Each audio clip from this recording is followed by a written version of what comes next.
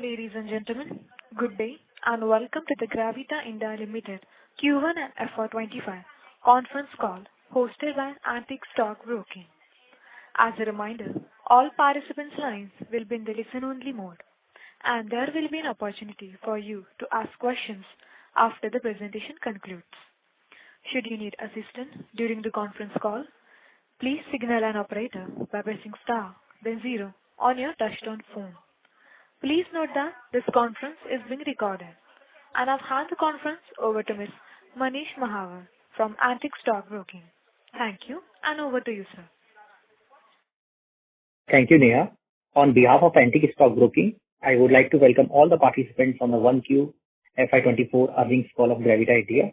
From the management, we have Mr. Yogesh Malhotra, Full-Time Director and CEO, Mr. Vijay Parikh, Executive Director, Mr. Naveen Sharma, Executive Director, and Mr. Sunil Kansal, CFO on the call. Without further ado, I would like to hand over the call to Mr. Malhotra for opening remarks, post which we'll open the floor for Q&A. Thank you, and over to Mr. Malhotra. Thank you, Mr. Manish. Good afternoon, ladies and gentlemen, and welcome to our Q1 FY25 earnings call. I trust you have had the chance to go through the earnings presentation and financial results that were uploaded on the stock exchanges. I'm pleased to announce that Gravita has begun the year on a positive note, achieving a strong performance in the first quarter of FY25. Before we delve into the results, I would like to share some strategic highlights and project updates. Due to stringent government regulations under BWMR and EPR, the availability of domestic scrap is increasing, and consequently, our sourcing of domestic scrap is also rising. Of the total scrap Gravita has sourced in India in Q1 FY25, more than 40% is domestic scrap, depicting a growth of more than 50% in volume on year-on-year basis. As you are already aware, Gravita engages in back-to-back hedging of lead to mitigate risk and is also working on a hedging mechanism for aluminium. The Ministry of Finance has notified aluminium alloy under the Securities Contracts Regulation Act of 1956. We anticipate the launch of the aluminium alloy commodity derivative on the MCX shortly. This development will play a crucial role in managing the risk associated with the price volatility. By effectively hedging against price fluctuations, we can ensure more stable and predictable financial outcomes. This stability will ensure that we allocate resources more efficiently, make informed strategic decisions, and ultimately scale and expand our aluminium business with resilience. We are setting up a pilot project for lithium-ion recycling and our first Indian tire recycling plant at Mundra, both of which are expected to be operational in H1 FY26. The paper recycling plant and steel recycling plants are anticipated to be operational by financial year FY27. We are currently in the due diligence phase for both the projects. Gravita is also advancing strategically to meet its short-term, mid-term, and long-term goals by FY27, FY34, and FY50, respectively, as outlined in its ESG roadmap. By embedding ESG principle, Gravita demonstrates its dedication to long-term sustainability and value creation. Coming to operational performance, we saw a substantial increase in volumes in Q1 FY25. Overall, we saw a growth of 29% in volumes. Volume of lead, aluminium, and plastics stood at 41,900 tons, 2,460 tons, and 3,190 tons, respectively. Coming to quarterly EBITDA per ton performance, EBITDA per ton of lead, aluminium, and plastic stood at 19,321 per ton, rupees 19,414 per ton, and rupees 10,077 per ton, respectively. Moving to financial results for Q1 FY25, revenue for Q1 FY25 increased by 29% to rupees 908 crores. 47% of revenue in Q1 FY25 came from value-added products, which is in line with our vision of achieving 50% revenues from this category. Adjusted EBITDA for Q1 FY25 increased to rupees 91.24 crore, up by 33% on year-on-year basis.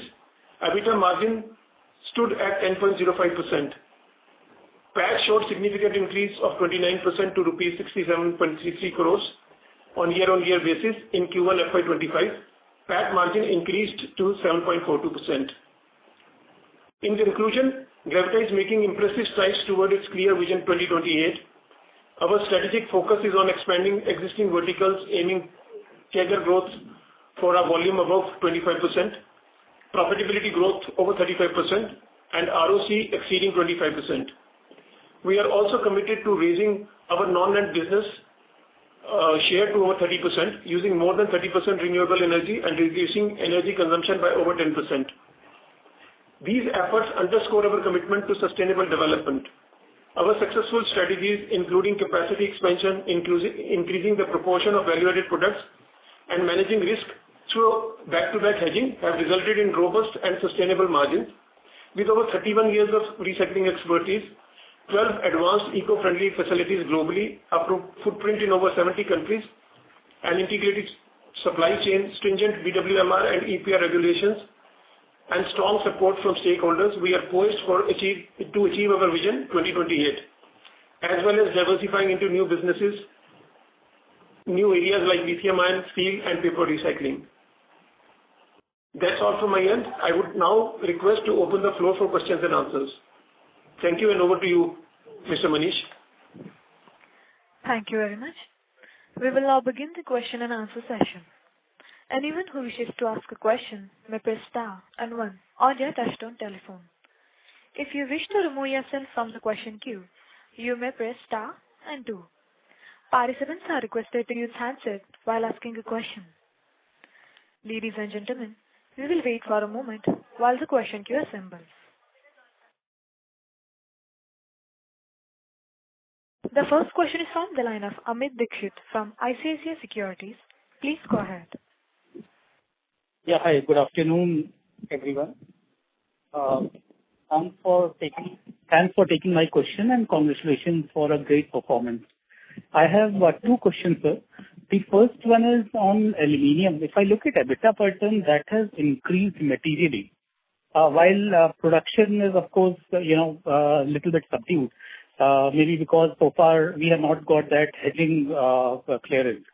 So just wanted to understand the key driver behind this EBITDA per ton improvement. Is it purely LME driven or LME scrap spreads were a little bit more benign? And how do we see it going ahead? So that is the first question, sir. Yeah, Amit. So basically, this improvement in EBITDA definitely partly came from the LME, which is the metal prices which improved in this quarter. So as we already discussed that this aluminium, because we are not fully hedged on this metal, so always when the prices are higher, we get slightly better on the margins, and definitely on the other side, when the prices are lower, we get lower margins. So, but as Yogesh mentioned, that we are going to, in future we are going to hedge this metal also, as we do in lead. So we are discussing this matter with the MCX, and they are coming up with the product. So in future, this will be in the range of 15 to 16 rupees, which is a stable kind of a margin per ton, 15 per kg. So 15,000 rupees 15 to 16,000 rupees per ton. So that can be a stable margin for future, we can assume. Yeah. I would also like to add here that we have got some contracts in India, price contracts in India, and therefore we are shipping some material from our overseas locations into India. Most of these price contracts are on the basis of M-1 or M-2 pricing. So kind of giving a natural hedge to our positions, inventory positions overseas.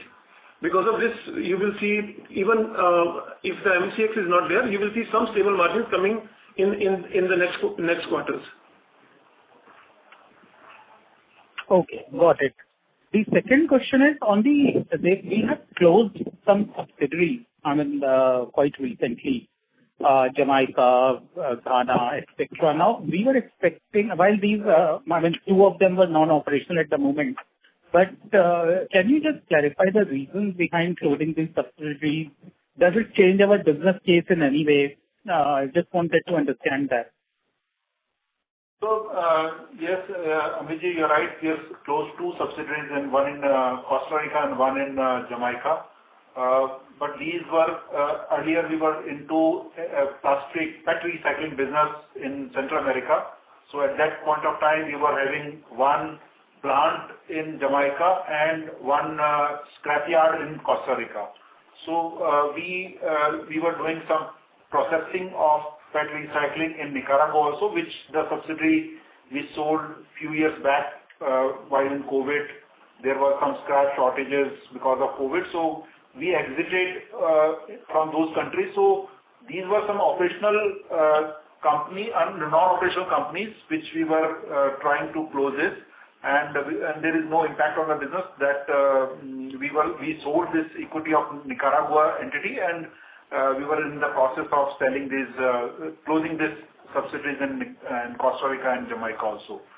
So because we exited from this PET recycling business fully, but now we also plan to have PET recycling business in India, where we are planning to put a independent PET recycling facility for food grade plastics, for food grade PET in India. So that is a upcoming business because we have that experience in Nicaragua.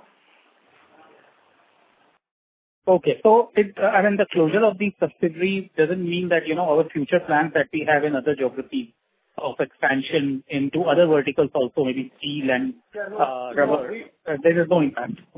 So there is no impact because we are coming out of those geographies. We have already come out of those geographies. So, but we have plans in Central America, but in some different geographies. So it will not impact any future plans, any expansion plans in the future. Okay, great. Thanks for the clarification. All the best. Thank you. Thank you, Vijay. Thank you. The next question is from the line of Bharat Shah from Ask Investment Managers Limited. Please go ahead. Yeah, hi. You mentioned certain targets. I couldn't fully catch all of them. What I understood was that ROC 25%, which we have talked about many a times, growth rate of 25%. Did you mention profit growth of 35%, or at least that's what I understood? Yes, sir. So we've always been saying that although the volume will grow at 25%, but because of various initiatives, the bottom line would grow by more than 35%, because there we are trying to increase the value-added product content. There would be certain economies of scale, and also the new verticals of plastic and rubber are a little more profitable as compared to lead and aluminium. So definitely the bottom line target to increase bottom line growth by around 35% in the next 3 to 4 years. So other reasons are like, sir, the fixed cost is remaining same. Like the interest cost is also, we are trying to bring it down by having a more cash flow, better cash flows, because of the more business coming in from the domestic part. So the improvement in bottom line, like profitability, will be better than the growth in the volumes. Okay. Now that was good to know, because all along in many discussions that we have had, my impression on top line growth of about 20-25% I was well captured, but this is an interesting new addition. Thank you. Thank you, sir. Thank you. The next question is from the line of Sumangal from Kotak Securities. Please go ahead. Yeah, good afternoon, sir, and congratulations on a very strong set of numbers. My first question is with regards to the new businesses or new categories which we are entering. Are we looking for any technology tie-up or we think we are self-sufficient, especially for lithium-ion recycling, lithium battery recycling? Number one. Number two, have you started collecting scrap for these businesses? And once these recycling plants set up, what sort of margins should we expect? Given the initial phase, do we expect the initial few quarters to be loss-making, or some sort of normalized level of margin one can expect given the visibility on the scrap side for these businesses? So in lithium-ion battery, it's going to be a pilot project. So in lithium ion, the first part of the technology of creating black mass is basically over-the-counter technology that we are buying. And the second phase where we will be refining metals or extracting metals out of it, that technology will be building in-house.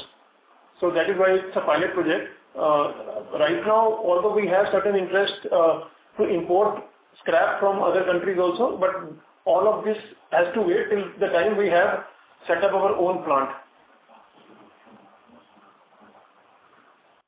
And battery scrap in India is not currently to the tune that you can buy it currently. So the scrap will start coming probably in a matter of 2 to 3 years. But there is some scrap availability in some of the developed countries from where we have already seen some interest. As far as rubber is concerned, it will be a profitable business right from the day one. Of course, there will be some time to set it up, but it's going to be a profitable business. But lithium-ion battery recycling is just a pilot project. We want to be there to understand the technology better, to understand the flow of material, to tie up with battery and car manufacturing companies. So that is why this is more of a strategic business currently.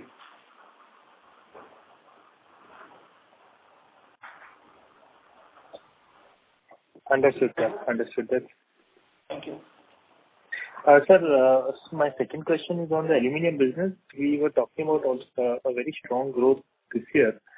Do we expect that to now start reflecting from the second quarter onwards, or there is some bit of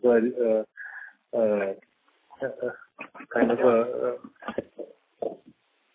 Yes, sir. So what I mentioned earlier also is that we have now got some contract in India, which are stable in nature in the sense that they are based on, the pricing is based on M-1 and M-2, that it means 1 or 2 months prior. So based on this, we can now start production at our overseas plants and start shipping it to India. So we have already done that, and currently around 2,500 tons of material is already shipping towards India, for which we have a pricing offer already. So you will start seeing these results from Q2 onwards of the growth. Additionally, there is another plant we are starting in Ghana, which is upcoming shortly. So that will also add up some volumes for aluminum business in overseas. Understood. And from when do we expect the hedging instrument be available? We are expecting it in this Q2. Okay. Understood.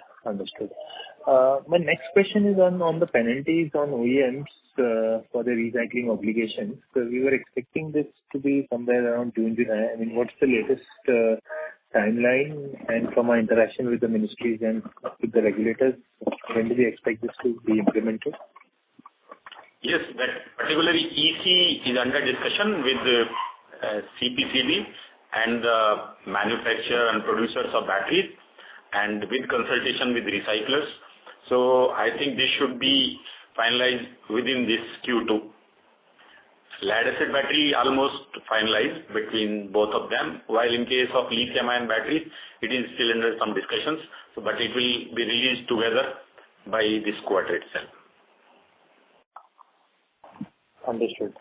That's all from my side. Thank you and all the best to the team. Thank you. Thank you. Ladies and gentlemen, in order to ensure that the management is able to address the questions from all the participants, please limit your questions to 2 per participant. Thank you. The next question is from the line of Meet Bharatbhai Rachaj from Anubhuti Advisors. Please go ahead. Yeah, thanks for the opportunity and congrats on very good numbers. My first question is to Sunil sir. Sir, in this quarter, other income is reduced materially QOQ and YOY basis. So can you give us the bridge or breakup between the forex gain or loss, the commodity forward contracts gain or loss, and the treasury income? Yeah, you're right. This quarter, other income is showing slightly lower. So there are two components of other income. One is operational other income, and another is the non-operational other income. So operational other income, we consider whatever contribution is coming from the commodity contracts or currency contracts. So that we consider as the operational part, and whatever is coming from other sources like interest or bank interest or something like that. So that is non-operational part of other income. So this quarter, approximately 3.57 is the operational part, and rest is the 3.3 crore is the non-operational part. So historically, whatever hedging income is coming from the commodity contract, so that also fluctuates, because whenever we are getting better from the operational side, we lose something on the exchange contract. So there is a compensation of a physical contract. So this quarter, it is on the exchange part, it is a negative slightly 0.86 crore. So that is shown in the other expense part. So that is the reason, and in the previous quarter it was on the positive from the exchange part, and we were losing on the physical part. So it's a compensation. So that is the reason we consider it as an operational income. So this is the reason in this quarter it is lower. Okay. So 3.3 crores, which is non-operational, 3.57 which is operational. Out of that, 0.86 is charged to other expenses, right? 0.86 is a negative which is already covered in the other expense part. So there is no impact on the other income. So other income part, 3.3 crore is the non-operational part, which we have not considered in the adjusted EBITDA. Okay. Only 3.57 is considered. Yeah. Understood. And the second question is on employee cost. So YOY, the increase is only 9%, but if you look at QOQ, it is a material increase of close to 60%. So just wanted to understand whether we have any annual incentive payout in Q1? Yeah, you're right. So basically, we are expecting a larger growth in this year, as we were lower in the volume growth in the previous year. So we are targeting we are trying to cover up part of that also in this current year. So we have announced some incentives also, which is close to 9 crore additional incentive. We have make a provision for this in this Q1, and there is some part of annual increment also, which is 9 to 10% annual increment we do. So that is also some provision is taken on that account also. So Q2 should likely witness a dip in employee cost, right? Yes. So slightly, maybe. So I think it should be in this range only. Okay. So you are expecting another provision of incentive in Q2 as well? Because we have whatever incentive we have taken in this quarter one, that is in the proportion of in this quarter for this quarter only. So whatever will be for the full year, so 1/4 we have taken in this. So that way we have. So if we meet our targets, if we keep on meeting the targets, then definitely the salary component would be similar. So you can expect a similar numbers in this. Understood. Okay, thank you. Thank you. The next question is from the line of Keshav from Roxan Investors. Please go ahead.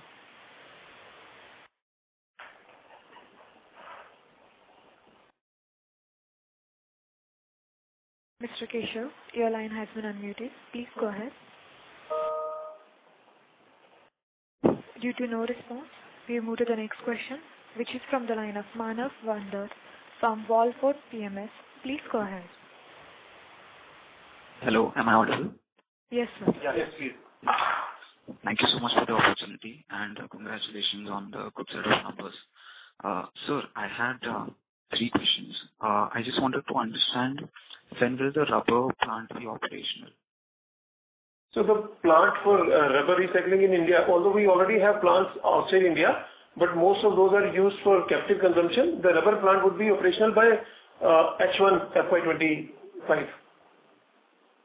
FY27? 26, sorry. 26. 26, okay. Okay. And so the next question is on the CapEx side of it. In our presentation, it's written around 600 plus crores of CapEx till FY27. So will it be debt funded or internal accruals, and how will it be?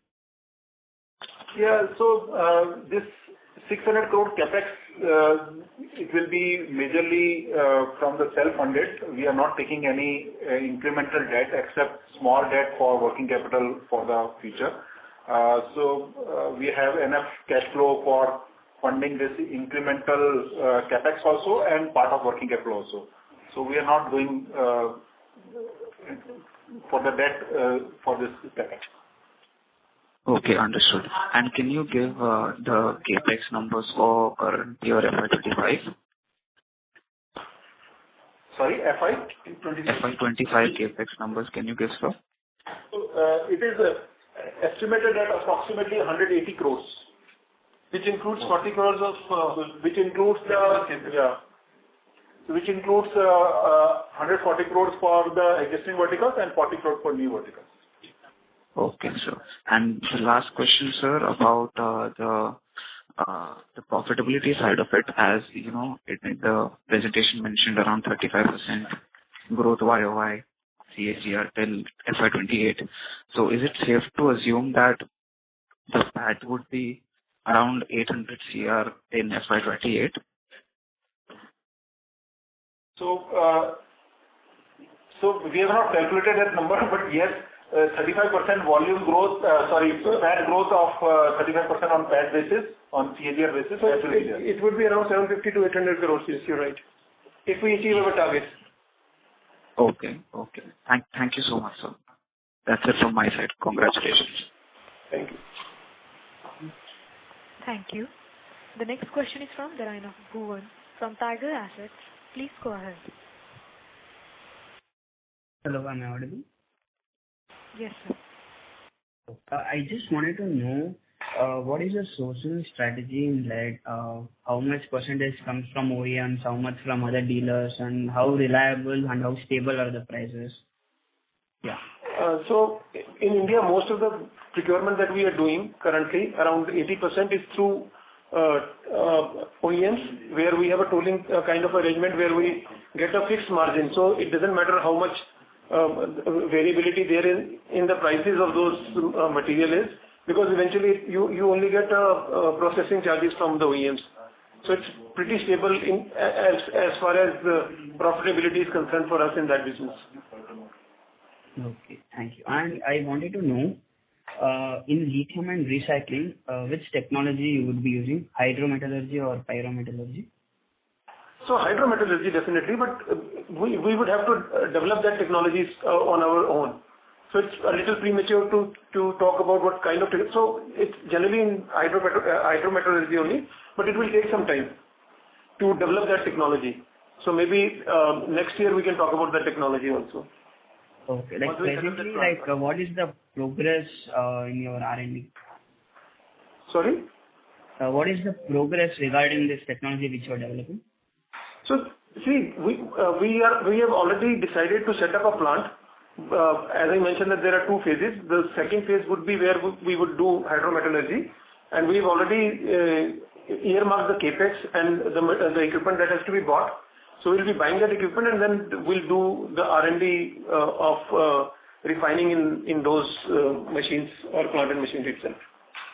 Okay. So once the equipment is installed, only after that you will be able to know the development on that phase. Okay. Any idea how much you would be incurring capex for this segment? In this year, it will be around 40 crores this year. But overall, around 70 to 100 crores would be on lithium-ion battery in the next 3 years. Okay. That was it. Thank you. All the best. Thank you. Thank you. The next question is from the line of Siddharth Malhotra from Kotak Institutional Equities. Please go ahead. Hi, sir. Congrats on a great set of numbers. Just a quick question. Sir, can you tell me what our net debt level is as of 1Q FY25? Yeah. So, our gross debt is around 550 crores and net debt is around 470 crores. 470 crores. And this was around 450 crores last quarter. So am I given to understand that our working capital days has remained at a similar level as